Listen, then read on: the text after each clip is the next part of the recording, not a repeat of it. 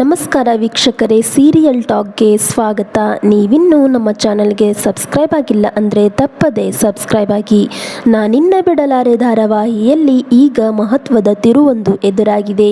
ಹೌದು, ಅಂಬಿಕಾಳನ್ನು ಮಾಳವಿಕಾ ತನ್ನ ಶಕ್ತಿಯಿಂದ ಬಂಧಿಸಿ ಇಟ್ಟಿದ್ದಾಳೆ. ದುರ್ಗಾಳ ಬಳಿ ಇದ್ದ ತಾಳಿಯನ್ನು ಕಸಿದುಕೊಂಡ ಅವಳು ಅಂಬಿಕಾಳನ್ನು ಸಂಪೂರ್ಣವಾಗಿ ಹಿಡಿತಕ್ಕೆ ತೆಗೆದುಕೊಂಡಳು. ಈಗ ಆಕೆಯ ಶ್ರಾದ್ದ ಕೂಡ ಮಾಡಾಗಿದೆ. ಹೀಗಿರುವಾಗಲೇ ಅಂಬಿಕಾ ಮರಳಿ ಬರುವ ಸಮಯ ಬಂದಿದೆ. ಇದಕ್ಕೆ ಒಂದು ಅವಕಾಶ ಕೂಡ ಸಿಕ್ಕಿದೆ. ಅಂಬಿಕಾ ಪಾತ್ರ ನಾನಿನ್ನ ಬಿಡಲಾರೆ ಧಾರಾವಾಹಿಯಲ್ಲಿ ತುಂಬಾನೇ ಪ್ರಾಮುಖ್ಯತೆ ಪಡೆದಿದೆ. ಏಕೆಂದರೆ ಈ ಧಾರಾವಾಹಿಯಲ್ಲಿ ಆಕೆಯೇ ಮುಖ್ಯ ಪಾತ್ರಧಾರಿ. ಆಕೆಯನ್ನು ಸಾಯಿಸಲಾಗಿದ್ದು ಆತ್ಮದ ರೂಪದಲ್ಲಿ ಓಡಾಡುತ್ತಿದ್ದಾಳೆ.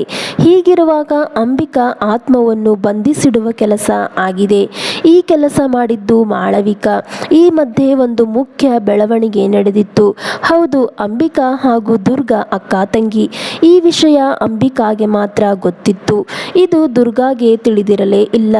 ಅಂಬಿಕಾ ಆತ್ಮ ಮಾಯವಾದ ಬಳಿಕ ಈ ವಿಷಯ ಗೊತ್ತಾಗಿದೆ. ಈಗ ಅಂಬಿಕಾಳನ್ನು ಮತ್ತೆ ಕರೆತರುವ ಪ್ರಯತ್ನದಲ್ಲಿ ಇದ್ದಾಳೆ ದುರ್ಗಾ. ಆದರೆ ಅದು ಅಷ್ಟು ಸುಲಭದಲ್ಲಿ ಇಲ್ಲ ಎನ್ನಬಹುದು. ಮಾಳವಿಕಾ ತುಂಬಾನೇ ಕೆಟ್ಟವಳು. ಆಕೆ ಉದ್ದೇಶಪೂರ್ವಕವಾಗಿ ದುರ್ಗಾ ತಾಳಿಯನ್ನು, ಮೊದಲು ಅಂಬಿಕಾ ತಾಳಿ ಆಗಿತ್ತು, ಕಸಿದುಕೊಂಡಿದ್ದಾಳೆ.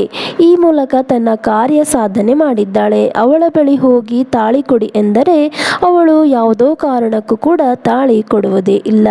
ಸದ್ಯ ದುರ್ಗಾಳ ತಂದೆ ಮಾರ್ಗವನ್ನು ಸೂಚಿಸಿದ್ದಾನೆ.